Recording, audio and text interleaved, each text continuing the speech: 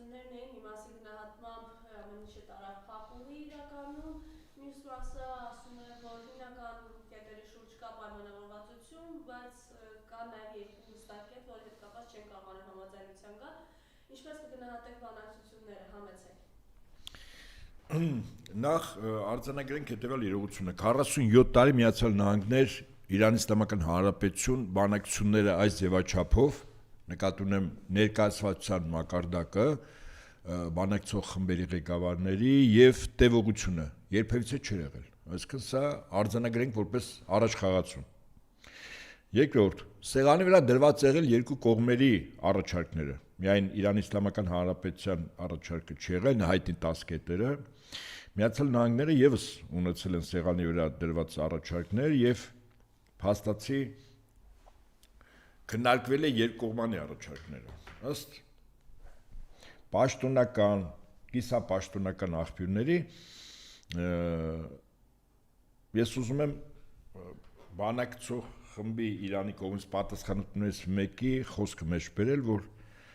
սկզբունքորեն ներառում է իր մեջ ամեն ինչ գնահատականի առումով Իրանի արտգործնախարար Աբբաս Արաղչիի խոսքը երբ Իսլամաբադի փոխըմբռնման հուշագրից հետաքրքիր վերնագիր է չէ փոխըմբռնման հուշագիր այսինքն սա համաձայնագիր չի սա նախնական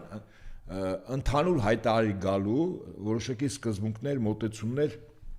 նույնականացնելու որից հետո արդեն մասնագիտական խմբերը քննարկեին համաձայնագրի շուրջ եւ այսպես փոխըմբռնման հուշագրից ընդամենը մի քայլ էինք հեռու արձանագրեմ որ իրանական կողմը սովորաբար չի փայլում ամերիկյան կողմի նման գեղեցիկ խոսքերով վերամբարձ խոսքերով որի մեջ միայն դատարկ հնչյուն է այսինքն ինչ որ ասում է ինքը ծանրակշիռ գնահատական է եւ այսպես մենք բախվեցինք մաքսիմալիզմի խաղի կանոնների փոփոխության եւ շրջափակման զրո քաղված դասեր բարի կամքը ծնում է բարի կամք թշնամանքը ծնում է թշնամանք սա Աբբաս ուրեմն Արաղչիի կեցվածքն է եւ հայտարարությունը ընդունենք սա պաշտոնապես այսինքն գնահատենք այսպես բանակցությունները տեղի են ունեցել բավականին բարձր մակարդակով կարելի ասել երկու երկրների երկրորդ երրորդ չորրորդ ուրեմն դեմքերի ներգրավվածությամբ որպես խմբի ղեկավարներ եւ ներկայացուցիչներ եւ գոնե տարբեր աղբյուրներ այդ թվում կիսապաշտոնական ասում են որ որտեղ չեն եկել համաձայնության երկու կետ առաջին Հորմուզի նեղուցի վերահսկողության խնդիրը որտեղ ամերիկյան կողմը առաջադրում էր որ իրենք եւս մասնակցեն այդ նեղուցով նավերի, տանկերների տեղափոխման ժամանակ վերահսկողության անկախ նրանից այդտեղ տանկերները պետք է վճար անեն, թե չանեն կամ ստուգվեն, չստուգվեն եւ այլն, բայց ամերիկյան կողմը ուզում էր ներգրավվածություն, սա Իրանի համար կարմիր գիծ է։ Եվ երկրորդ մոտ 400 կիլոգրամից ավել 60% հարստացված ուրանը Միացյալ Նահանգները Իրանին հորդորում էր, չասեմ ստիպում էր, որտեղ ստիպելու համար գործիքակաց ունենա, հորդորում էր, որ այդ հարստացված ուրանը իրեն տրամադրվի, որը կլներ երաշխիք, որ Իրանը միջուկային զենքի ստեղծման աշխատանքներ այլևս չէր տանի։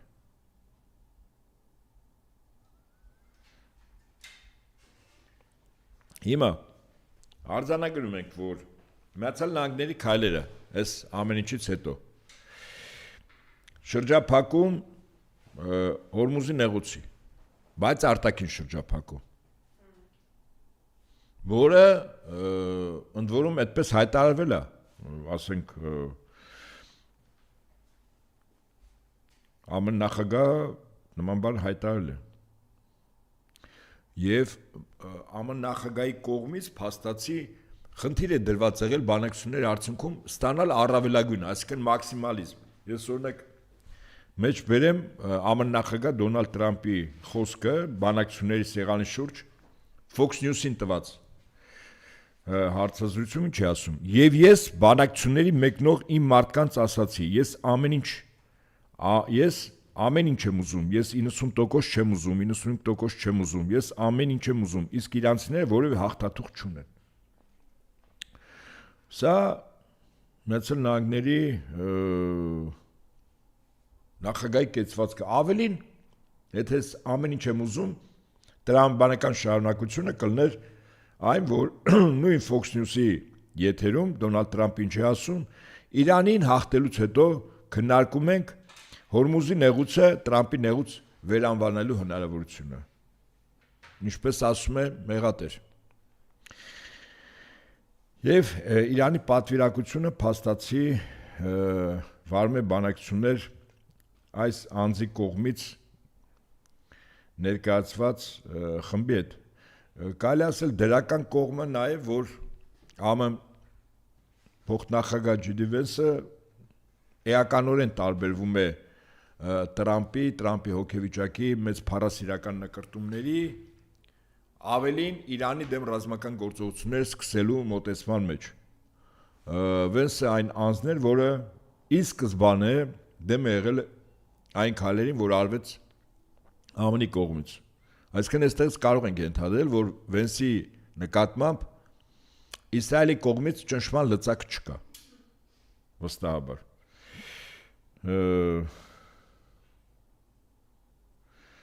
Եվ արձանագրենք մեկ ուրիշ փաստ։ Պատկերացրեք, Միացյալ Նահանգները հիմա արտաքին շրջափակման են ներկայացնում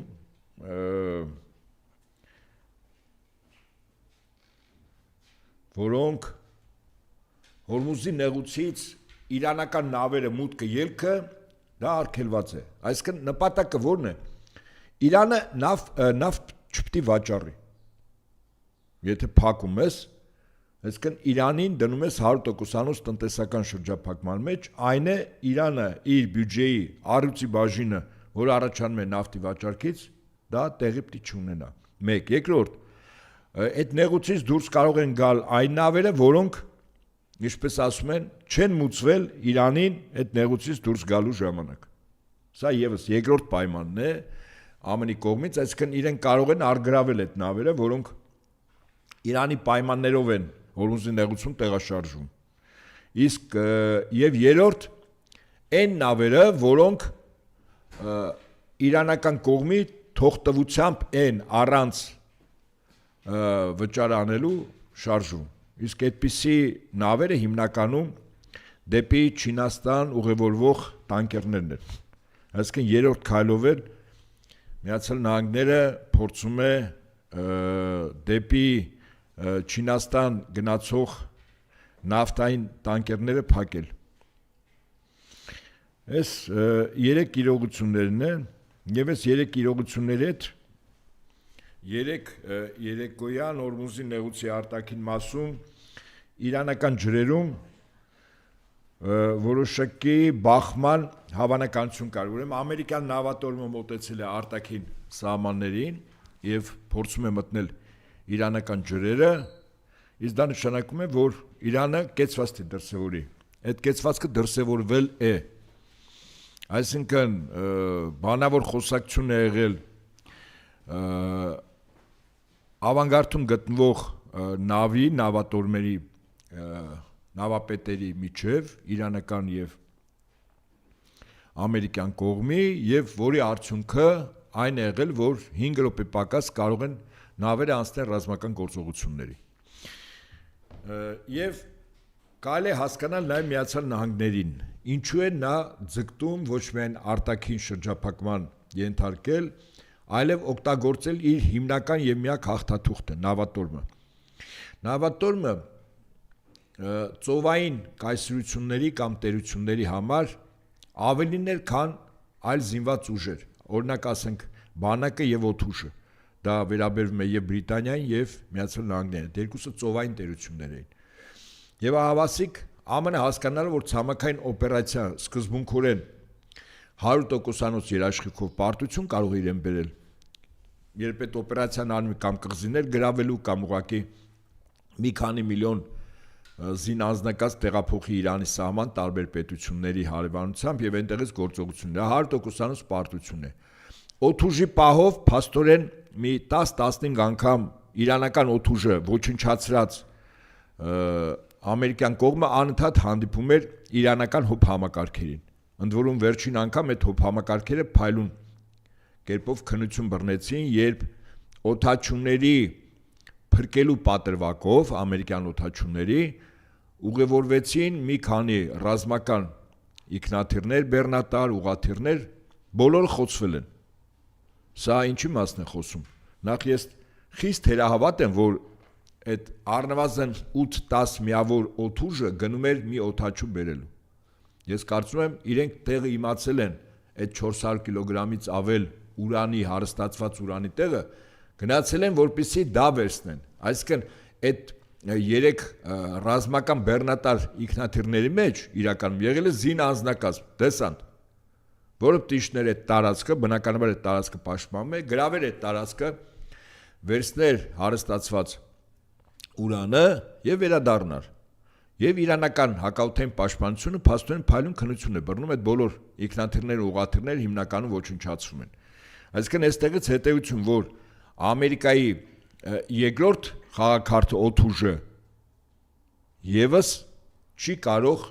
արդյունավետ կերպով խնդիր լուծել, այսինքն ցամաքային զորքերը չեն կարող, օդուժը չի կարող եւ հիմա խաղի մեջ մտած է կամ մտցնում են նավատորմը։ Իդեպ մեզ լսողներին հիշեցնենք, որ ամերիկյան մի ավիակիր խոցվել է, որքանով որ ամերիկյան կողմը ասում էր, որ կենցաղային նավի կենցաղային մասում, սան հանգույցներում եւ այլն տեղ լվացքի չորացման տեղերում հրդեհ է բռնկվել եւ այլն, այս հեքիաթները իհարկե անգամ մանկապարտեզի երեխաները չեն հավատում, տախտակամածը ուղղակի վնասվել էր։ Իսկ տախտակամածը վնասվել նշանակում է, որ այդ ինքնաթիռները չեն կարող նորմալ բարձրանալ եւ իջնել այդ ինքնաթիռի ավիակիրի վրա։ Ավելին ասեմ, 3 ավիակիր բերվել էր, 3-ն էլ հետ էր տարվել։ Այսինքն վտանգը ակնհայտ էր, որ իրանական կողմը կարող են խոցել ավիակիրներին։ Ասեմ ձեզ նաև մի այսպիսի լրացուցիչ տեղեկատվություն, իրանական կողմի բալիստիկ եւ հիպերձայնարարության հրթիռները սովորաբար ստատիկ թիրախներն են խփում խիստ արդյունավետ։ Ընդ որում հիպերձայնարարության հրթիռների խոցելությունը 100% է, ինչու որտեղ արագությունը շատ մեծ է եւ ավիակիրների վրայի հակաօդային պաշտպանության ռազմական տեխնիկան եւ Իսրայելի երկաթյա գմբեթը չեն կարող որսալ այդ մեծ արագությամբ մինչև 15 ձայնի արագությամբ թռչող հրթիռների։ Բայց պարզվում է, որ իրանական կողմը այս ռազմական գործողությունները սկսելու ընթացքում ունի նաև շարժական թիրախներին խոցող ընդ որում բավական մեծ հեռահարությամբ եւ հակաօդային պաշտպանության եւ հակահրթիռային պաշտպանության միջոցներ, ավելին նավերին խոցող միջոցներ, որտեղ նավերը եւս շարժում են, իսկ իրանական կողմը շարժող թիրախների հետ կապված հրթիռներ, որոնք արդյունավետ եւ մեծ հեռավորության վրա պետք է աշխատեն, չունեին։ Պարզվեց ունեն։ Ես կարող եմ ենթադրել, որ այդ հրթիռները տրամադրել են Եմենի հուսիտները, որոնց ռազմական գիտնական փորձագետ եւ արտադրող միավորները քարանձավներում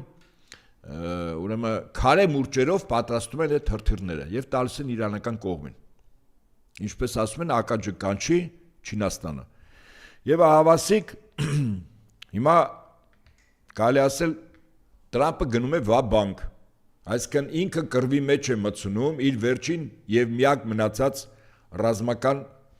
խաղաթուղթը, այն է նավատորմը։ Եթե նավատորմը մտավ իրանական ջրեր, ծոցի, իրանական կողմը ասել է, որ իրենք պատասխանելու են, հարվածել են։ Ընդ որում այստեղ միայն հրթիռների խնդիր չի։ Հարյուրավոր, եթե ոչ ավել առանց անձնակազմի մոտորանավակներ կան, որոնք իրենց վրա բավականաչափ պայթուցիչ են կրում, որոնք ունեն մեծ մանևրելու հնարավորություն, այդպես ուղղագիծ չի, որտեղ կառավարվում հեռա կառավարման միջոցով են եւ այդ նավակները ուղղակի կարող են նավերին, ասենք, լրջագույն վնաս տալ։ Եթե ավիակիրին են կարողացել, իսկ դա փաստ է, իրանական կողմը խոցել։ Ես կարծում եմ մյուս նավերին, որոնք ուղեկցող են ավիակիրին եւ այլ խնդիրներ են լուծում, այդ գործողությունների ժամանակ նրանք եւս կարող են խոցվել։ Իսկ սա նշանակում է, որ եթե Աստված մի արասե ԱՄՆ-ի համար Աստված մի արասե, եթե այս գործողությանը այնուամենայնիվ նավատորմը մարտի մեջ մցրեց եւ ունեցան լուրջ կորուստներ, ես կարծում եմ Տրամպի ԱՄՆ նախագահ լինելու իրողությունը մինչև նոյեմբեր չի հասնելու, այսինքն մինչև կոնգրեսի միջանկյալ ընտրություններ, որտեղ հանրապետականը փայլուն կերպով կարող է պարտվել եւ դրանից հետո դեմոկրատները սկսեն անվստահության կամ իմպիչմենտի գործընթացը։ Առավելևս, որ Տրամպի հետ նկարվող շատ երևելիներ, որոնք առերևույթ իրենց երկրներում ունեին բավականին կշիռ, հեղինակություն, իրենց որոշումներից կախված էր Եվրամիության քաղաքականությունն, այդ թվում նաև Ուկրաինայի հետ, խոսքս Հունգարիայի մասին է, երեք փաստացի Հունգարիայի իշխող կուսակցությունը եւ նախագահ Օրբանը ընտրություններում պարտվեցին։ Մենք Հունգարիայի ընտրությունների պարոնակության կգանք, եթե այսպես մի քանի նախադասությամբ ամփոփենք Իսրայելի իրավիճակը, ինչ կգնա առավել կորսրացման, թե Դե եթե Միացյալ Նահանգները խնդիր ուներ, որպեսզի բանակցություններով գան, սա հրաշալի հնարավորություն էր, նորից եմ կրկնում, 47 տարվա ընթացքում, այսինքն 1978-79 թվականին Իրանում հեղափոխությունից հետո առաջին անգամ այս մակարդակով բանակցությունների մասնակցող աշխատանքային խմբի ղեկավարի ստատուսն եմ ասում եւ տևողությունը մոտ 1 օր բանակցել են եւ եկել են 5 րոպե պակաս ես իմ խոսքի սկզբում Իրանի արտգործնախարար Արաքչիի խոսքը ընթերցեցի, որ 5 րոպե պակաս արդեն այդ հուշագիրը ստորագրվում էր եւ չգիտես վերջին պահին ինչ է եղել, որ ամերիկյան կողմը գնացել է առավելագույնի քայլերով։ Ընդ որում ես նաեւ ընթերցեցի Fox News-ին տված հարցազրույցի են դրվագը, որտեղ ԱՄՆ նախագահը նույնիսկ 95% չի, ասում է 100%-ով մեր ասելով դիլնի։ Այսինքն դա ինքը ասում համար մեկ է, իրանք կգան բանակցությունների սեղանին, թե ոչ, ավելին որ չգաներ, դա ինձ համար աձեռնություն, որովհետեւ Իրանը շատ ծանր կացության մեջ է։ Ուրեմն լավ, այդ ծանր կացություն մի 5 անգամ պարտվել, 10 անգամ զինված ուժեր կորցնել, 20 անգամ կապիտուլացվել, ես մենք լսել ենք, չէ՞, 40-42-3 օրվա ընթացքում։ Սա դնում ենք մի կողմ, բայց գիտեք վտանգը որն է, այսինքն հիմա ըստ իս այդ Օրմուզի նեղուցի արտաքին շրջափակումը ինքը համաշխարհային տնտեսության եւ հիմնականում արտադրություն ունեցող երկրների տնտեսությանն է հարվածում, առաջին հերթին եվրոպական երկրների, բայց դա միայն եվրոպական երկրներ չի, այդ թվում նաեւ օրինակ Ճապոնիա ինքը իրական տնտեսություն ունեցող երկիր է, այսինքն ֆինանսա վարկայինով չի, օրինակ Սինգապուրի նման, դա արտադրող է, արտադրող երկրների համար իսկապես խնդրեմ է Հորմուզի նեղուցից նավթով բեռնված տանկերների ելքի ուրեմն բանը արգելքը ավելին ասեմ երեք երեկոյան ԱՄՆ նախագահի հայտարարությունից հետո Եմենի բանակը դա ըստ արաբական աղբյուրների հայտարարել է որ ամբողջությամբ փակում է Բաբ էլ-Մանդեբի նեղուցը Հուսիտները փաստորեն սա առաջին անգամ նման քայլ արել են 2023 թվականին եւ կարող են կրկնել նույնը, եթե Իրանից ընդամենը թեթև մի ազդանշան ստանան, որ արդեն պահն է փակել։ Այսինքն սա ամերիկյան կողմի այս շրջափակումը սկզբունքորեն բերում է նոր շրջափակման, արդեն Եմենի հուսիտների կողմից։ Ասում եմ, հիմնական տուժողը առաջին հերթին դառնալու են Համաշխարհային տնտեսությունը երկրները, որոնք գործնականում իրական արտադրություններ ունեն եւ ցած վստահեցնում են, որ ընդ որում իրանական կողմը նույնիսկ գինն էր ասել, 1 գալոն բենզինը $4-5, ասել ձեր համար երանելի ժամանակներ կարող լինեն, այսինքն աճը այնպեսի երկրաչափական պրոգրեսիվ կարող է բարձրանալ Որտեղ ինքնաթիռները եկեք այսպես նայենք, ինչ ասել է այդ վառելիք չլինելը։ Ինքնաթիռները չեն թռչում, տրանսպորտը չի աշխատում, ցանկացած արտադրանքի ինքնարժեքը բարձրանում է, որտեղ հոսանքի արտադրության, հոսանքի գինը եւս բարձրանում է, արտադրող երկրները կապ չունեն, որ երկրները միանգամից հայտնում են կոլապսի մեջ։ Այսինքն համաշխարհային տնտեսությունը հայտնում է կոլապսի մեջ։ Ընդ որում դա չի շրջանցելու Միացյալ Նահանգներին, այդ Տրամպը եւ իր վարչակազմը հրաշալի հասկանում է, որ դա չի շրջանցելու Միացյալ Նահանգների։ Դե ասեմ ձեզ, հիմա Միացյալ Նահանգներում բավական լուրջ արդեն ներքին խմորումներ կան կոնկրետ ԱՄՆ ներկայիս վարչակազմի կողմից իրականացվող քաղաքականության դեմ։ Իսկ դա գիտեք ինչի կարող է բերել վստահաբար։ Եվ Միացյալ Նահանգների ես հիշեմ իմ երիտասարդ տարիներին մի մասնագետ անձետ է խոսում, հետաքրքիր զուգահեռ բերեց, ասում է Ռուսիա եւ ամերիկացու։ Ասեց ռուսները շալվար որ հագնում են հիմնականում գոտիով են ձգում։ Եթե դժվար է լինում, ասենք սննդի խնդիր կա, ճգնաժամ է կամ պատերազմ է։ Եվ շալվարը որպեսզի վրայից չընկնի, տղամարդը գոտու եւս մի անցք խորքով է ձգում, շալվարը իր վրա մնում է։ Բայց ասում ամերիկացիների մոտ, որոնք գոտիով չեն, այդ հայտնի շալվարից դեպի ուսերով գնացող ռեզինով են։ Ասում հենց նա թուլանում է, այսինքն սնունդը քիչ ալնում։ Նա ասում որ լրջագույն ընդվզում է առաջանում։ Այսինքն եւ դա իրոք այդպես է։ Այսինքն թե արձանագրենք, որ Միացյալ Նահանգների քաղաքացիները եւ բնակչությունը եթե այս տնտեսական կոլապսը յուրաքանչյուր դուրը բախի այս կամ այն ձևով, ձեզ վստահեցնում եմ, որ ԱՄՆ քաղաքացիները գոնե այդքան կամք եւ վճռականություն ունեն, որ փորձեն Տրամպին ուղղակի տապալել։ Եթե ԱՄՆ քաղաքացիները միլիոնավոր իջան փողոց, իսկ գոնե դեմոկրատները հնարավորություն ունեն, չէ՞ դա կազմակերպելու եւ իրենց շահերից էլ է բխում։ Իսկ դա նշանակում է, որ Տրամպը կամ հրաժարական է տալիս, իսկ եթե չի տալիս, իրեք հաջորդ քայլը որն է լինելու Ամերիկայում քաղաքացիական պատերազմ։ Եվ այն հյուսիս-հարավի մի քանի 100 տարի առաջվա հայտնի դեպքերը դուք կտեսնեք, որ ԱՄՆ-ը ոնց է կրկնվելու։ Այսինքն իսկապես հիմա հանուն Իսրայելի այսօր Միացյալ Նահանգներ պետությունն է դրված զոհասեղան, եթե ուշադրություն դարձնենք, ընդ որում այս գիշեր եւ առավոտյան Իսրայելը եւս հրթիռակոծել եւ ռմբահարել է Լիբանանի տարածքները, անունը դնելով Հեզբոլայի ճամբարներ եւ այլն, բայց դա բացարձակապես իրականության հետ որովհետեւ աղերս չունի։ Ընդ որում ասեմ ձեզ, որքան էլ այսպես առերևույթ տարօրինակ թվա, բայց ԱՄՆ-ի կողմից Իրանի տարածքի ռմբահարումները, հրթիռակոծումները արդեն 44-45 օր է բերել են ոչ ավել, ոչ պակաս մի քանի 100 երեխայի կորուստի։ Սա 278 երեխա է զոհվել։ Սա ինքնին ինչ-որ բանի մասին խոսում է, չէ՞։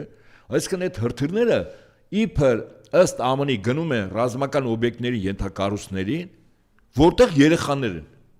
Իհարկե դա այդպես չի։ Այսինքն ինքը հարվածում է քաղաքացիական օբյեկտների կամ տարածք, որտեղ երեխաները որպես իրենց բնակության վայր եւ այլն կարող են հայտնվել։ Սա է Միացյալ Նահանգները։ Իդեպ մի հետաքրքիր դրվագել ասեմ, շատ կարևոր։ Երբ իրանական ինքնաթիռը իջավ Իսլամաբադ, մինչև Իրանի արտգործնախարար Արաղչին ինքնաթիռից դուրս գար, այդտեղ տեսախցիկը նկարել են մի հետաքրքիր փաստ։ Պարզվում է, որ այդ ինքնաթիռի մեջ նաև ներկա են գտնվել այն 176 երեխաներ, դեռատե աղջիկներ, որոնք դպրոցում զոհվել էին ԱՄՆ հարվածից հետո առաջին օրը։ Այդ երեխաների նկարների մի քանի նկարներ։ Այսինքն ինքնաթիռի մի մասը ամբողջովին այդ աղջիկների նկարներ, այսինքն Արաղչին եկել էր բանակցությունների այդ անձնակազմով եւ Արաղչին հրաշալի գիտեր կարմիր գծերը։ Ցավոք Միացյալ Նահանգները, ինչպես բոլոր գաղութատիրական երկրները, ցավոք այն առումով, որ եթե ռազմական գործողությունները, ռմբահարումները, հրթիռակոծությունները շարունակվեն, խաղ բնակչության մեջ բավականաչափ կորուստներ են լինելու, ցավոք այդ առումով Միացյալ Նահանգները փորձում են, ինչպես ասում են, վաբանկ գնալ։ Բայց այդ վաբանկը, ես նորից եմ ասում, Տրամպի համար մինչև նոյեմբեր ամիս կարող է իշխանություն արժանալ, այսպես։ Շատ լավ, Հունգարիայի դրսում։ Դե Հունգարիայում, այսպես, Հունգարիայի ինչով էր կարևոր Հունգարիայի Տուսկ ասում են զանգահարել է հաղթող տեխնացուին, ասել ես ավելի ուրախ եմ, քան դուք։ Ուղղակի դուք չեք հասկանում, թե այդտեղ ինչա կատարվել։ Իսկ իհարկե հասկանալի է։ Գլոբալիստները առաջին անգամ կարողացել են հաղթել փաստացի Տրամպին։ Այս հաղթանակը կոնկրետ Օրբանի պարտությունը չէր, գլոբալիստների հաղթանակը, սա Տրամպի պարտությունն էր, հաշվի առնելով, որ Օրբանը եւ ԱՄՆ նախագահ բական մտերիմ են եւ Եվրոպայի Եվրամիության շատ որոշումներ, որը ԱՄՆ շահերից չէր բխում, սովորաբար տորպեդահարում էր առաջին հերթին Հունգարիան իր երկրի նախագահով։ Այդ թվում նաեւ Ուկրաինային 90 միլիարդ Եվրամիությունից դոլար տրամադրելու տրանշի արգելք էր դրվել Հունգարիայի կողմից, որպես ԵՄ անդամ երկիր, եւ այստեղից մենք կարող ենք հետեւություն անել, որ այդ արգելքը հանվելու է, վստահաբար հանվելու է։ Ես չգիտեմ ինչքան գումար տրամադրվի, բայց կտրամադրվի Ուկրաինային գումար, որով նորից Միացյալ Նահանգները կվաճառեն զենք, զինամթերք, Ուկրաինան տարբեր տեղերից կբերի վարձկաններ, կհոգա իր քաղաքացիների զոհված զինծառայողների ընտանիքների, վիրավոր զինծառայողների սոցիալական կարիքները որոշակի առումով եւ Ուկրաինայում պատերազմը կարող է թեժանալ։ Այսինքն Հունգարիայի այս Լիբանի գլոբալիստների հաղթանակը սկզբունքորեն դա բերել է Ուկրաինայում գործողությունների շիկացման։ Քանի որ այս պահը ամբողջ գործընթացը գործնականում ուղղված էր մարդկության, պետությունների, շահերի բախումների եւ այլն ուղղված էին Իրանի դեպքերի շուրջ, կարծում եմ շուտով Ուկրաինայում, եթե տրանշները կարող է 90 միլիարդ չլինի, դրա կեսը լինի, բայց այնուամենայնիվ դա ինքնին ցույց է, որ Ուկրաինայում ռազմական գործողությունները կարող են շիկանալ։ Սա ինչ վերաբերում է Հունգարիայի ընտրություններին, բայց եթե փորձենք Հունգարիայի ընտրությունները պրոյեկտել նաև մեր հայաստանյան իրականության վրա, այստեղ արդեն խորհելու բան կա։ Վստահաբար Եվրամիությունը ամեն ինչ անելու է, որպեսզի Հայաստանում Փաշինյան Նիկոլը հաղթի։ Այսինքն այսօր Փաշինյան Նիկոլին որպես ձեռքի գործիք վստահաբար իրենց շահերի սպասարկման համար երկու միավոր վերպետական կառույցներ կամ պետություններ օգտագործելու են։ Մեկը Եվրամիությունն է, մյուսը թուրք-ադրբեջանական տանդեմը։ Այսինքն այդ առումով մեր ընդդիմությունը պետք է եւս գնահատես իրողությունները եւ Եվրամիության հետ կապված եւ Թուրքիայի եւ Ադրբեջանի հետ կապված։ Այսինքն այդ հաղթանակը որոշակի առումով նաեւ Փաշինյանի կողմնակիցներին որոշակի ողջավորություն կարող է տալ, հաշվի առնելով, որ Մոսկվայում Ռուսաստան նախագահի հանդիպման ժամանակ Փաշինյանը այն երկբա հետ չկանգնեց Եվրամիության անդամակցելու իր քաղաքականությունից, ավելին, օրինակ նրանք ովքեր որ տեսանյութեր են նայում, օրինակ YouTube-ում, պարբերաբար այդ գովազդները ընդհատում են տեսանյութերի դիտումը եւ ես երեք նկատեցի մի գովազդ կա, որտեղ Եվրամիության հետ կապված զուգայր է տարվում, եթե Եվրամիություն ես ուզում կստանաս վիզաների ազատականացում, եթե Ռուսաստան ես ուզում կստանաս սոցիալական ցանցերի փակում, մոտապես իմ բառերով եմ ասում, բայց իմաստը դա է։ Այսինքն Հայաստանի իշխանությունները ակնհայտ Եվրամիության անդամակցումը, որը ուղղակի մարդկանց խայծ տալու միջոց է, այդ վիզաների ազատականացում, դա օգտագործելու են, բայց մեզ լսողներին այդ թվում նաև իշխանական որոշակի պատասխանատու օղակները, որոնք նաև այս հաղորդումները լսում են, հիշեցնեմ, որ Բրիտանիան դուրս եկավ Եվրամիությունից։ Իդեպ առաջին եւ միակ հիմնավորումը գիտեք որն էր։ Բրիտանիան ասեց, ես փորձում եմ վերականգնել իմ ինքնիշխանությունը, ընդ որում հիմնավոր տնտեսական, դիվանագիտական, տեղեկատվական, արժեհամակարգային, շատ հետաքրքիր է։ Այսինքն երբ որ դու վերպետական կառույցի միավոր ես դառնում, բնականաբար դու զիջում ես քո որոշակի ինքնիշխանությունից ընդհանուր խաղի կանոնների տարամբանությամբ։ Այնպես որ Հայաստանը Եվրամիություն մտնելու մեջ նախ բացարձակապես որոշում չի կարող կայացնել, 0։ Եվ ասեմ ինչու։ Եվրամիությունում տարբեր կառույցներում որոշումների կայացման համար Եվրամիության անդամ երկրները չունեն մեկ ձայնի իրավունք։ Այդտեղ ձայնի իրավունքը որոշում է այդ պետության բնակչության թվաքանակը ընդհանուր Եվրամիության պետությունների բնակչությունների գումարային քանակի է, թե քանի տոկոսն է։ Այսինքն օրինակ հիմնական որոշումները կայացնում է Ֆրանսիան, Գերմանիան, այո, մի ժամանակ Բրիտանիան էր, հիմնականում։ Մյուսները ընդհանրապես ենթարկվում են այս 2-3 ու հիմա Իտալիան որոշակի առումով այս 2-3 պետությունների որոշումներին։ Դու այնտեղ կատարողական գործառույթ ունես, իսկ չեմ կարծում, որ այս տնտեսական բավական լուրջ ճգնաժամի պայմաններում Եվրոպան իր շուկան բացի Հայաստանի գյուղմթերքի համար։ Սա նույնիսկ այո, վստահաբար ոչ միայն ցավոք սրտի ժպիտ առաջացնում, այս տխուր հետևանք է։ Մենք արտադրանքը մնալու է Հայաստանում, գյուղացին ստացած բանկերից վերցած վարկերը չի կարողանալ տոկոսներով փակել, ստիպված կոպեկներով այդ իր տարածքները պիտի վաճառի, իսկ գնորդ կարծում եմ կա հարևան Թուրքիան ուղակի կամ միջնորդավորված եւ Ադրբեջանը այդ տարածքները կարող են դյուրին կերպով գնել։ Այնպես որ ինչ ասել է Եվրոպա, հետո բոլոր այն արտոնությունները, որը մենք ունենք Եվրասիական տնտեսական միությունում, Եվրամիության անդամակցումը այդ բոլոր արտոնությունները ուղակի վերացվելու է։ Ես չեմ ուզում նորից կրկնվեմ, թե օթային փոխադրումներն են կանգնեցնելու, մեր արտադրանքը այնտեղ շուկա չի մտնելու, բայց մի փաստի մասին ասեմ, ընդ որում այս փաստը ինքնին բան է, խոսող փաստ է,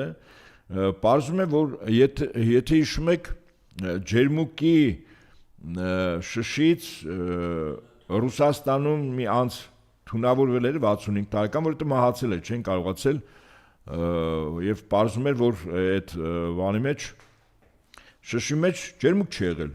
թե ոնց է լցվել, ինչ է լցվել, նո ասում են հիմա այդ գործը բան է, այսպես ասենք, հա, փակվել է, բայց հիմա վերաբացվել է եւ շատ հետաքրքիր է, որ այդ վերաբացված գործը ոչ միայն սովորական քննիչներն են քնում, այլ անվտանգային դաշտային ծառայությունը, մեզ դասողների համար հայերեն ՖՍԲ-ն, այսինքն ինչով է ՖՍԲ-ն ներգրավում այս գործով, ինչու,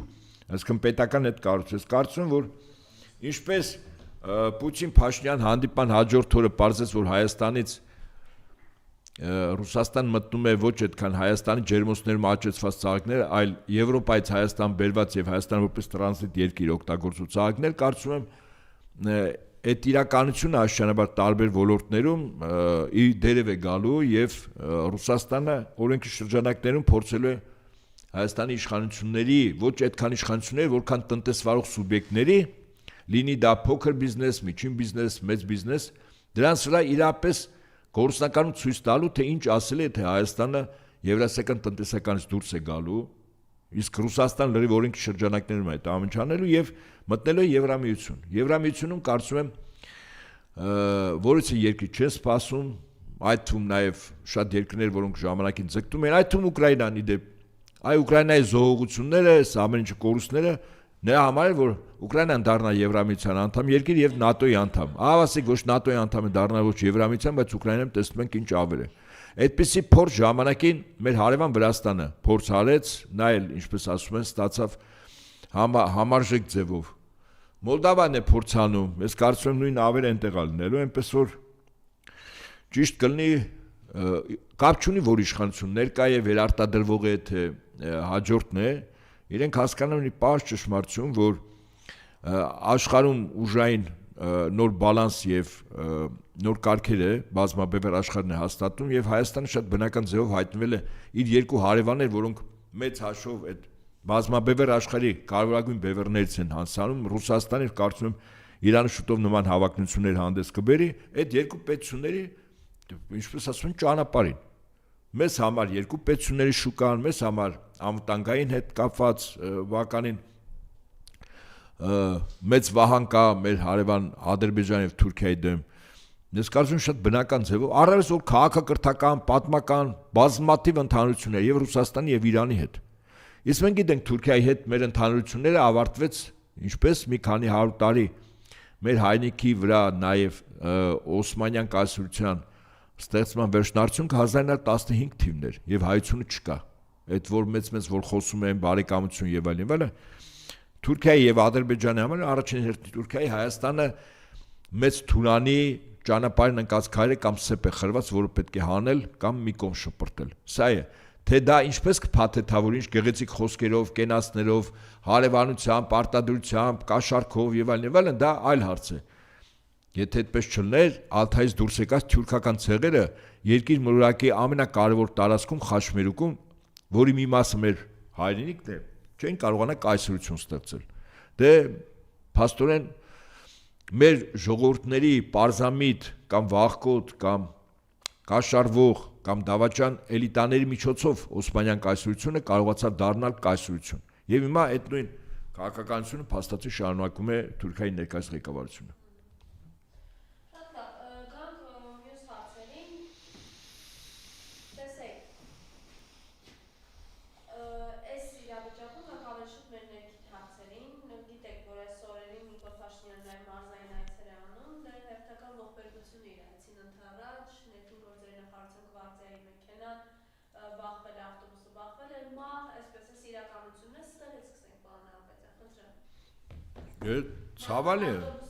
Ցավալի է, դե միայն ոստիկաններ չեն, որքան գիտեմ դուժել են նաև քաղաքացիական անձինք, որի մեքենան հարվածել է այդ ոստիկաններով, ուրեմն ավտոբուսին։ Գիտեք, ես կոնկրետ այս դրվագը չեմ ուզում առանձնացնել, բայց որ վթարների եւ վթարների հետևանքով կորուստների մահ, վիրավորում եւ այլն աստղաբաշխական թվերի են հասել, կարծում եմ այստեղ որևէ մեկի համար գաղտնիք չի եւ դրա դրսեւորումներից է նաեւ այդ վթարը։ Այսինքն այնպես չի, որ վարորդներ ուզում են վթար լինի, զոհ լինի, բայց հաշվի առնելով, որ անվտանգության պատասխանատու մի քանի կառույցներ, այդ թվում եւ առաջին հերթին ներքին գործերի նախարարության համապատասխան կառույցները չեն գտնում իրենց ծառայողական պարտականությունների կատարման բարձունքի վրա, կարծում եմ սա ինչ-որ բանի մասին խոսում է։ Եվ խոսում են դրա մասին, որ կառավարելությունը բավականին թույլ է։ Այնպես ինչպես օրինակ Երևան քաղաքի իշխող կուսակցության ղեկավար կազմը ավականին եւ քաղաքապետը։ Հիմա ոնց որ ապրիլ ամիսն է։ Քաղաքում, Երևան քաղաքում այդ փոսերը դարձել են արդեն շատ բնական երևույթ, այդ մեքենաների վնասվելը, ամեն վնասվելուց կամ փոս ընկնելուց քաղաքապետին հիշելը եւ ոչ միայն իրեն իր հարազատներին հիշելը, կարծում եմ դարձել է սովորական երևույթ վարորդների համար։ Սա է, այսինքն մարդիկ, որոնք չեն կարող կառավարել։ Գիտեք ոնց, ասենք հիմա մենք ուզում ենք գնահատենք պրոֆեսիոնալ վարորդ, որը իր մասնագիտությունն է, վարում է մեքենա։ Հավանականությունը շատ փոքր է, որ այդ մեքենան վթարի կենթարկվի, որ ուղևորները կարող են տուժել եւ այլն։ Եվ սկսնակ մի վարորդ, որը ոչ ավել ոչ պակաս, ասենք ղեկին նստում է կամ թմրամիջոցի կամ խմիչքի ազդեցության տակ։ Դե ակնհայտ է, որ այդ իմ երկրորդ նշած վարորդը պարտադիր մեծ հավանականությամբ վթարի կենթարկվի եւ իր մեքենայի ուղևորները եւս կտուժեն։ Հիմա երկրի կառավարումը, եթե մարդիկ են, որոնք չունեն կրթություն, չունեն փորձառություն, չունեն այդ փորձառության ժամանակ, եթե չկա բնականաբար ցույց տված արդյունքներ եւ ընդհանրապես մտքեր են արտահայտում իբր կառավարչին ուշադրություն դարձրեք մեր նախարարներից կառավարության մեր չէ կառավարության նախարարներից քանս ունեն մասնագիտական կրթություն եւ փորձառություն այսինքն որ չափորոշով է ընտրվում այդ նախարարության կառավարիչը իդեմս նախարարի կա տես չափորոշիչ որը կապված է իր մասնագիտական կրթության եւ փորձառության հետ չկա այդպեսի ուշադրություն դարձեք ես ասում եմ սա պատական չի այսինքն երկիրը իրական կառավարումից բերել ճգնաժամի մեծ ճգնաժամի շեմին կանգնեցնել եւ Աստված մի ասի եթե քո հարևանը փորձելու է քո այս կամ այն կառույցի հետ մրցակցել ասենք այդ մրցակցությունը կարող է բանակի կառույցով լինի հա զինված ուժերի դու այդտեղ պարտվելու ես ես որ կառույց ասեմ որ մասնագետներ են նստած չկա այդպիսի բան Փաշինյանից սկսած այդ մարդը ոչ կրթություն ունի ոչ գիտելիք ունի ինքը ոնց կարող է լավն ու վատը այս կամ այն ոլորտը ինքը գնահատում է հա բայց իր գիտելիքների եւ իր փորձառության չափով որը բավարար չի պետություն կառավարելու համար բավարար չի ենթադրենք իր թիմակից լինել եւ ստանալ նախարարի պորտֆել երբ որ այդ մարդը այդ ոլորտից հասկանում է այնքան որքանով ասենք կարդացել է ինչ որ բան գրքեր թերթեր չգիտեմ ինչ որ ամսագրեր այդ նույնա որ ասենք 1-ին 10 ինքնաթիռը վարելու, օրինակ ռազմական ինքնաթիռը վարելու համապատասխան բան գրականություն մի շաբաթ ժամանակ, մի շաբաթ կարդում է, հետո տալիս են, նստացնում են այդ ռազմական ինքնաթիռը, դա ասում են, քանի որ կարդացել ես, տեսությունը գիտես, նա գործնականում թռի։ Ակնհայտ է, չէ՞ որ 100% երաշխավորված վթար է, չէ՞ լինելու։ Հիմա նույնն է սրանցն է։ Չկան մասնագետներ, չկան, կրթություն չունեն, փորձառություն չունեն, ունեն մեծ հավակնություններ եւ այլն, իրենց նաեւ մոտիվացիա կա, այդ մոտիվացիան չի խոսում լավ բաների մասին, իդեպ ասեմ ձեզ։ Այն առումով, որ այնուամենայնիվ, եթե դու զրոյից ես նստում, ապա մի քիչ ավելի համեստ լինես, քո վրա շատ աշխատես, այսպես, հա, չցցվես, կողքդ հավաքես գոնե մասնագետ խորհրդականների։ Չկա այս ամեն ինչը բացակայում է։ Երբ նայում ես, հիմա վիրավորական բան չունի, փողոցից բռնած մարդուն բերում դարձում են բարձրաշան պաշտոնատար անձ կամ պատգամավորներ։ Ես ինչքան գիտեմ, որ պատգամավորը դա օրենք մշակող գործառույթ իրականացնող անձ է, բայց այնինչ մեր ազգային ժողովը ցավոք սրտի ոչ միայն այս ժամանակ, այլև նախկինների օրենք ոչ թե մշակող, այլ օրենք ընդունող, այսինքն կոճակ սեղմող մարմին է դարձել։ Իսկ այդ օրենքները որտեղ են մշակվում, հետաքրքիր է, կամ օրենքի մեջ փոփոխություններ, կարող եմ ասել, արդարադատության նախարարություն համապատասխան մի վարչություն կա, որի անդամները բոլոր անխտիր ավարտել են դրսում, ասենք Ֆեչերի համալսարանը։ Այնտեղից ուղղակի ես հանգամանքներ բերում որոշակի առումով իրազեկ եմ այդ արժե համակարգի հետ կապված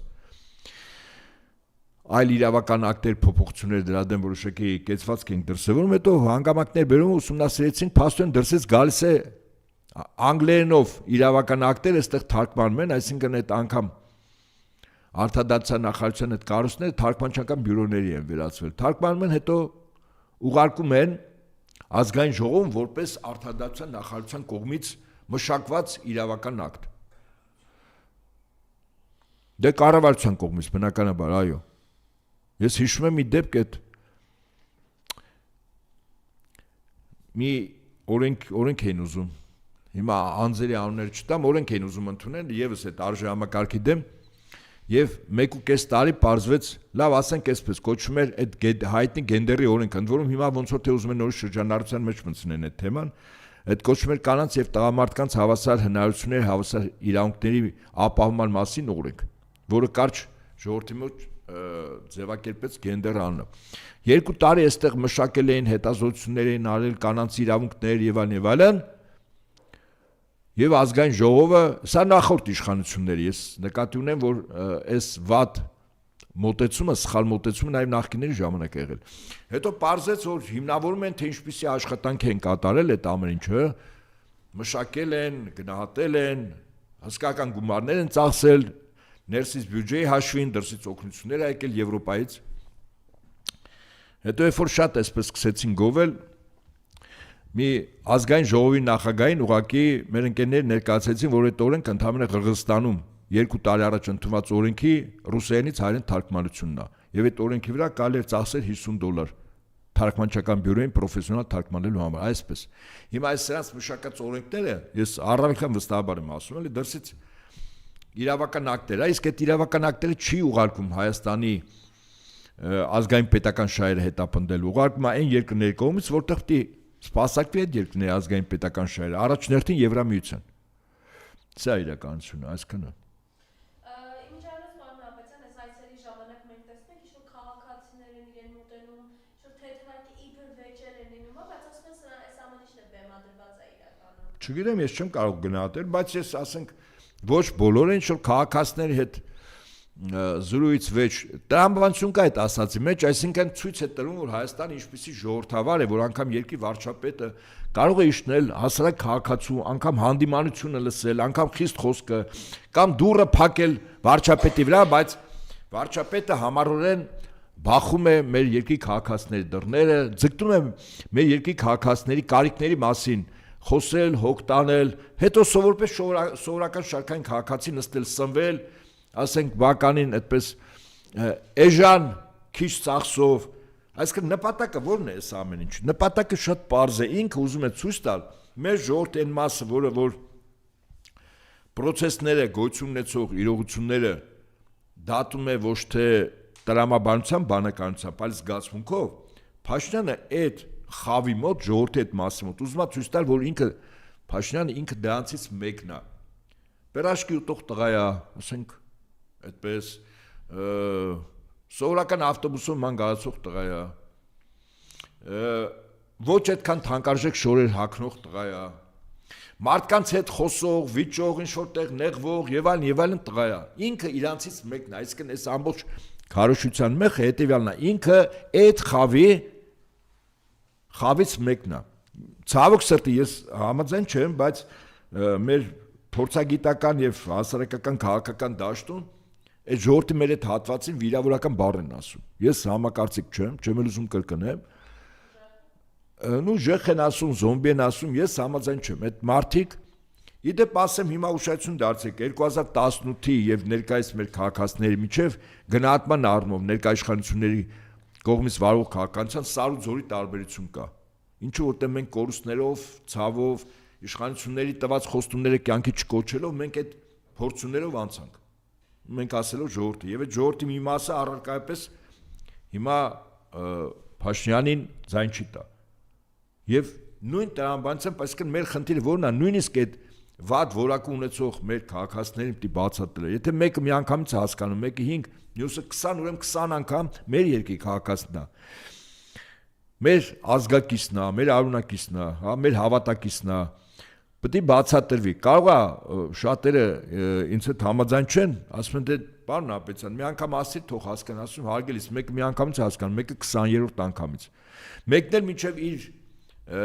մաշկի վրա չի զգում այդ ցավը, կորուստը, ինքը չի հասկանում։ Բայց եթե կա սրտացավություն, յուրաքանչյուրը մեր երկրի քաղաքացին է, նորից եմ ասում, մեր ազգակիցը, մեր արունակիցը, մեր հավատակիցն է, հետաբար մասնագետները, ովքեր հասկանում են եւ հանրային լսարան ունեն, մեր խնդիրը նաեւ այդ նույն բան անընդհատ ասել, բացատրել, հիմնավորել տարբեր կողմերից, որովհետեւ մեր երկրի քաղաքացիները ճիշտ ընտրություն կատարեն այս տարի հունիսի 7-ի ընտրություններին։ Մեծ հանրահավաք էր շաբաթ օրը Սամվել Կարապետյանի ուժը խնդրեմ, հիմնական բլոկերը նախնական ուղղակի ժամանակի սովետական պատճառով խոսեցին, բայց այլևս հայտնի են հիմնական ուժերը, որ պայքարում են։ Ես եթե խոսքը բանի մասին է, ցուցակների մասին է, նախորդ անգամ որ ասիկ մեր հանդիպմանը։ Ցուցակների երկու մոտեցում կա։ Ուրեմն մոտեցում առաջին, որի հիմնականում կազմվել է Ուժեղ Հայաստան եւ Բարգավաճ Հայաստանի առաջարկ Հայաստան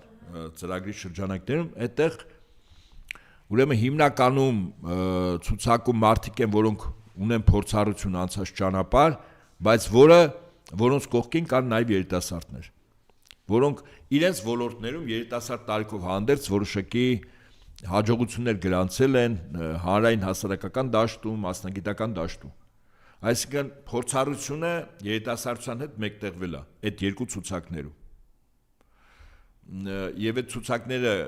կազմող եւ պատասխանատու անձինք չեն վախեցել, որ իրանց պիտակ կպցնեն որպես հին կամ նախկին։ Բայց կա երրորդ կողմը, դա Ուժեղ Հայաստանը, ես այն առաջինը որ ասի, Ռոբերտ Քոչարյանի ղեկավարած, մյուսը Գագիկ Ծառուկյանի։ Կա Ուժեղ Հայաստան, Սամվել Կարապետյանի առաջնորդությամբ, այնտեղ մոտեցումը այլ է։ Եթե ուշադրություն դարձնեք, այսպես ասենք, երևացող ձևով հին կամ նախկինում պաշտոն վարող կամ հանրային ճանաչելություն կամ լսարան ունեցող կամ հասարակական որոշակի դեմք ունեցող անձինք հիմնականում չկան, այնտեղ երիտասարդներ են։ Եվ նաև իդեպ տարիքային առումով են երիտասարդ։ Նու երիտասարդ ասելով դա 20-ից վերևը չի, այնտեղ մինչև ասենք 40-45 տարեկան, եւ այդ երկրորդ մոտեցումը դա եղել։ Այսինքն հիմնականում երիտասարդություն, հիմնականում, բայց ամեն մեկ իր ոլորտում ինչ որ բարձունքներ գրաված, իր տարիքի հետ կապված, անցած ճանապարհով, բայց հիմնականում այդ մոտեցումը որ երիտասարդներով, այսինքն ապագայի տեսլականով, ուժ, եռանդ, ավյուն եւ այլն, դա այդ մի ցուցակի կազմման սկզբունքն է եղել։ Հիմա ինչ վերաբերվում է ուժեղ Հայաստանի կողմից կազմակերպված հանրահավաքին, այն որ իշխանությունները ակնհայտ կեղծիքներ են անում, կարծեմ նորություն չի, ասենք հանրահավաքին ներկա անձանց քանակի, բազմաշատության եւ վերևից նկարած նկարներ ակնհայտ կեղծիք են անում։ Ասենք ինչի համար է անում, որ ցույց տաս, որ այնտեղ քիչ է, իդեպ ասեմ այդ հակառակ էֆեկտն է առաջացնում, որտեղ մարդիկ նայում են իրականությունը որն է եւ իշխանությունները կեղծիք, հերթական անգամ իշխանությունները հասցին ասում են ստախոսեք, սուտ ասանեք, իրականությունը մի բան է, դուք ցույց եք տալիս լրիվ այլ բան։ Այդ բազմամարդությունը որոշակի առումով նաեւ ցուցիչ է։ Ցուցիչ է մեր երկրի քաղաքացիների ակտիվության։ Ես հույս ունենամ, որ եթե 60% եւ ավել մեր երկրի քաղաքացիները մասնակցեն 70-75%, սկզբունքորեն կարելի ասել ընտրությունների արդյունքը արդեն մեծ հավանականությամբ կանխատեսելի կլինի եւ իշխանությունները փաստացի կարող են պարտվել։ Իհարկե կարող են ամենավերջին այլանդակություններն էլ արվի կեղծիքների եւ այլնի, բայց մեծ տոկոսի մասնակցությունը մեր երկրի քաղաքացիների ինքնին կարող է դառնալ ոչ միայն այդ ընտրությունների արդյունքը որոշող, այլև պատմական առումով, որտեղ հունիսի 7-ը մեր ժողովրդի, մեր պետականության լինելության հարցն է դրված։ Ուր են գնում, եթե ավելի առարկական ասեմ, կարող են ինձ լսողների մի մասը, ասենք, կամ չլսողներ չհամաձայնվել։ Ընտրությունը շատ պարզ է։ Կամ Հայաստանը դառնում է թուրք-ադրբեջանական տանդեմի կողմից կառավարվող տարածք, հայաթափվելու 100% երաշխավորված որոշումը, որ ժամանակի խնդիր է, կամ Հայաստանը մնում է Եվրասիական տնտեսական միության եւ Ռուսաստանի դաշնակցային հարաբերությունը, որտեղ երաշխավորված կերպով մենք այստեղ ապրելու ենք, ֆիզիկապես մեր անվտանգությունը ճիշտ քաղաքականության դեպքում 100% երաշխավորված է լինելու եւ մեր ժողովուրդը ապագա ունենալու է։ Ես նորից եմ կրկնում, մի քանի 100 տարի Օսմանյան կայսրություն մեր պատմական հայրենիքում ապրող հայերի վերջնարդյունքը եղավ ցեղասպանությունը։ Մնացածը հեքիաթների դաշտից է։ 1813 Գյուլիստանի պայմանագիր, 1828 թիվ Թուրքմենչայի պայմանագիր։ Թուրքմենչայով Երևանի եւ Նախճիվանի խանությունները ռուսական կայսրության անցան։ Այդ ժամանակ այս տարածքում որքան հայեր ապրում։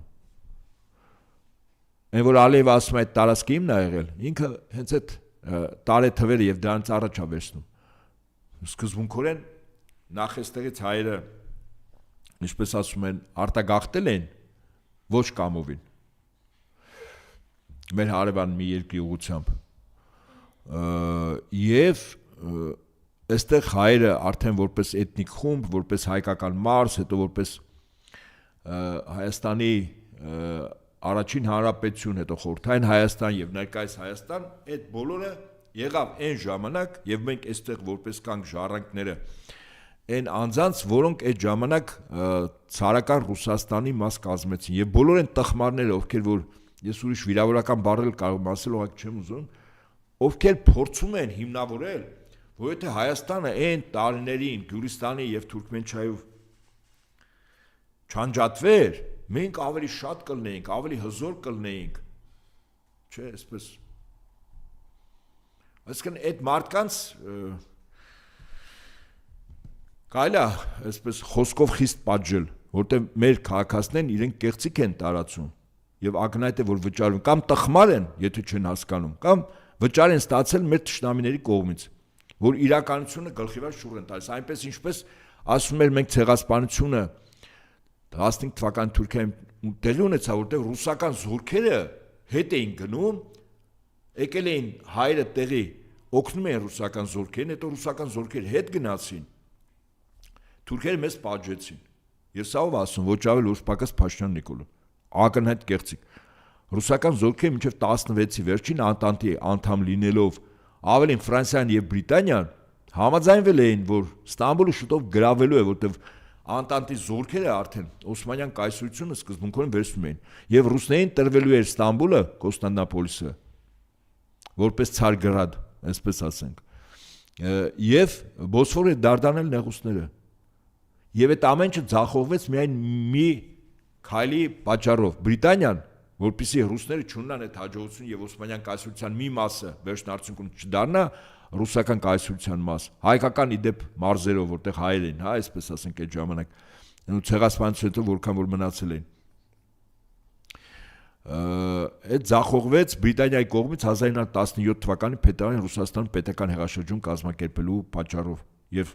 զորքերը աշճանաբար հետ քաշվեցին, որտեղ երկրում իսկապես վիճակ չէր։ Եվ մեկ մյուս կողմից էլ զորքերում իշխանափոխություն, հեղափոխություն, անկառավարելություն եւ ցարական Ռուսաստան հսկական կորուստներ ունեցավ իդեպ։ Գերմանական բանակը արձակվում էր մի կողմից եւ այլն։ Եվ միայն այդ ժամանակ, այսինքն այդ ցեղասպանությունը պլանավորած է եղել էթնիկ խմբերին տեղի բնիկ, це միայն հայերի խնդիրը չի։ Հույներն էլ են, չէ, որպես տարածքում Պոնտոսի հույները կես միլիոնից ավել իրենց եւս ցեղասպանել են։ Այսինքն խնդիրը բնիկ ժողովուրդներին ոչնչացնելու մեջ է եղել։ Իդեպ ասեմ, սա ոչ թե կայսրության մոտեցում է, սովորաբար կայսրությունը, եթե ինքը մի էթնիկ խումբ դարձնում է որպես առաջնային գերիշխող, մյուսները որպես ենթակա, դա կայսրություն չի լինելու։ Այսինքն այդ փոքր ազգային փոքրամասնությունները անընդհատ կենտրոնական իշխանությունների դեմ պատերազմելու են, անընդհատ կռվելու են, որտեղ իրենք բնաջնջման կամ շահագործման ճնշման ներքո են։ Կայսրությունը ինքը համակեցության օրենք է դնում։ Անկախ ամենից Օսմանյան կայսրությունը ձուլելով տարբեր ժողովուրդներին համակեցության կարգեր է դրել։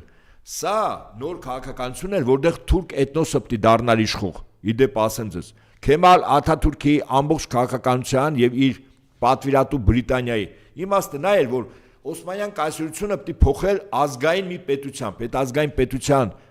պետականաստեղ ժողովուրդը պիտի լիներ թուրքը։ Իսկ այդ թուրքը արդեն խնդիր կունենար տեղի բնիկ ժողովուրդների հետ։ Հետաբար խնդիրը դրվել էր տեղի բնիկ ժողովուրդների ֆիզիկական ոչնչացում, որ թուրք էթնոսը դառնար այդ տարածքում արդեն իշխող։ Ահա բուն ցեղասպանություն իրականացնելու պատվերը բնիկ ժողովուրդների նկատմամբ որն է եղել։ Եվ այդ քաղաքականությունը իդեպ շարունակվում է առայժմ Թուրքիայի կողմից։ Այսքանը։ Եվ վերջին հարց ապրիլի 17-ից 19-ը, հա, կարծեմ Պարնապետյան Թուրքիայում դիվանագիտության 5-րդ ֆորումն է անդրադառնում, կարծեմ Հայաստանից է, հա, պատվիրակությունը։ Հայաստանը փորձում է մասնակցել այդ ֆորումին, ասում են Էրդողանի հետ էլի գրկված նկարա պետք շտապ։ Ոչ միայն նախ Հայաստան, նախ լավ, եկեք այսպես ասեմ, որպեսզի Փաշինյանը ժողովրդին ներկայացնի, որ ինքը աշխարհի կողմից ընդունված է, ինքը պիտի մասնակցի միջազգային մի շարք կառույցների միջոցառումների, տարբեր երկրներում, կամ տարբեր երկրների միջազգային կառույցներ Հայաստանում իրականացնեն միջոցառում։ Իդեպ Եվրոպան մայիս ամսից մխրճում է Հայաստանի ներքաղաքական կյանք, տարբեր միջոցառումներով, այդ թվում ասում են Ֆրանսիայի նախագահն է այստեղ գալու Մակրոնի եւ այլն։ Իդեպ Մակրոնի վերաբերյալ մեր ժողովրդի ամեն մի ներկայացուցիչ պիտի հիշի, որ Արցախի հանձնման թիվ 1 պատասխանատուն 22 թվականի հոկտեմբերի 6-ին Պրահայում ստորագրած փաստաթղթի Փաշինյան Նիկոլն է եւ երկու անձ Եվրախորհրդանի նախագահ Շարլ Միշելն են ժամանակ եւ Ֆրանսիայի նախագահ Մակրոնը։ Մակրոնը ամենամեծ վատությունը մեր ժողովրդին արել է։ Հիմա որպեսզի Փաշինյանը ներկայացի մեր ժողովրդին, որ ինքը բոլորի կողմից ընդունված է, նույն տարաբանությամբ երբ որ գնում է տարբեր շրջաններ, քաղաքացիների հետ հանդիպում ինչ որտեղ նորմալ չեն ընդունում, բայց քարոզչականում ինքը ներկայացնում, որ ինքը ժողովրդի մարդն է։ Ի տարբերություն ենթադրենք մյուս ուժերի ներկայացուցիչները, այսպես էլ ինքը պիտի ներկայացնի, որ բոլոր հարևանները իրեն ընդունում են, հրավիրում են, գնում է խոսք է ասում, Եվրոպայում գնաց խոսք ասեց, հիմա շուտով կգնա Թուրքիայում խոսք ասի, վերջում չգիտեմ, երկու Էրդողանի նվիրած երկու գիրք արդեն կրծքին կդնի եւ Էրդողանի հետ կնկարվի եւ այլն եւ այլն։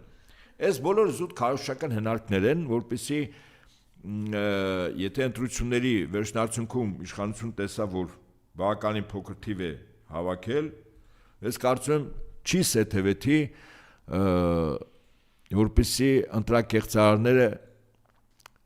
արդյունքների ամփոփման ժամանակ այլ թվեր ներկայացնեն։ Իսկ Փաշինյանը կարող է ներկայացնել, ասելով, որ ժողովուրդը ինձ ընտրել է, իսկ ինչու է ընտրել, որտեվ ես ժողովրդի մարդ եմ, ժողովրդի հետ շփվում եմ, ժողովրդի կարիքները գիտեմ, ժողովրդի կարիքները հոգում եմ, այդ քիչ է։ Եվրոպան ինձ կողմ է, հավասիկ նայեք այս միջոցառումները, Ֆրանսիայի նման միջուկային տերության նախագահը գալիս է Հայաստան, Թուրքիան մեզ դեմ չի, Թուրքիայից մենք խնդիր չունենք, ավասիկ ես մասնակցում եմ Թուրքիայի վական լուրջ 20 պետությունների մասնակցությամբ մեծ հավաքին դիվանագիտական ինձ հրավիրում են մեր պատվիրակությունները հասարակական կառույցների գնում են Ադրբեջան, իրեն գալիս են մեզ մոտ, այսինքն խաղաղություն է հաստատված, այնպես որ ժողովուրդ ջան, ամեն ինչ լավ է։ Խաղաղություն եք ուզում, ես բերում եմ այդ խաղաղությունը։ Այսինքն Փաշինյանի հիմնական քարոզչական թեզի բուն իմաստը բոլորի կողմից ընդունված լինելու։ Դե լավ մի Ռուսաստանն է, որ դեմ է, դա բռնատիրական, բան են էլի, մարդու միս են ուտում միջև մա, չգիտեմ, ծառերի վրա են ապրում, չգիտեմ, ես եւ այլն, էլի։ Իսկ մյուսները բոլորը լավ են։ Այսպեսին ներկայացում։ Ընդ որում այդ քարոզչական թեզերը ներկայացում են ոչ միայն ասենք Հայաստանում, Ռուսաստան դեմ ներկայացնում են ամբողջ արևմտյան քարոզչամեքենան, որ Ռուսաստանը բոբո է,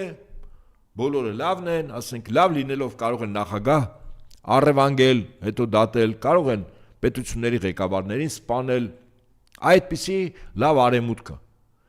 Երեխաներ սպանել, ներողություն չխնդրել, որ սխալման փեղել, ընդհակառակը մեղադել, թե ասենք այդ երեխան այդ պայն ինչ էր անում այդտեղ, խիպտի տեղ լիներ։ Այս է արևմտյան ամբողջ քարոզչամեքենան, որի էլեմենտներից մեկը փաստորեն Հայաստանում կիրառում է Փաշինյանը, այսքանը։ Շնորհակալություն։ Իմիջիայլոց վերջին նորություն է, հա, ու այսպես ռեպլիկի կարգով, Ուրանում ադրբեջանական սփյուռքի նախկին ղեկավարը դատապարտվել է 9 տարվա ազատազրկով։ Ով է դատապարտվել կնի։ Ադրբեջանական սփյուռքի նախկին ղեկավարը։ Իսկ ինչ հոդվածով, ինչ որ վատարարք է արել։ Այսքան իշխանությունների դեմ ինչ որ Ես նորության փորձի մեղադրանքով։ Դե լավ է, ադրբեջանցիների խնդիրները թողենք իրենց, մենք բավականաչափ խնդիրներ ունենք։ Բայց համոզված ասեմ էլի, եթե իրավիճակը անկեղծ եւ ճիշտ գնահատենք, Փաշինյանը ռեալ շանս չունի վերարտադրվելու։ Եթե ընդդիմությունը չունի, բայց եթե ընդդիմությունը ճիշտ կարողանա այս 2 ամիսը եւ քարոզչական եւ բացատրական եւ հանդիպումներում ճիշտ մարտավարություն մշակել։ Այսինքն ընդդիմությունից էլ է կախված Փաշինյանը կվերարտադրվի թե ոչ։ Այսքանը։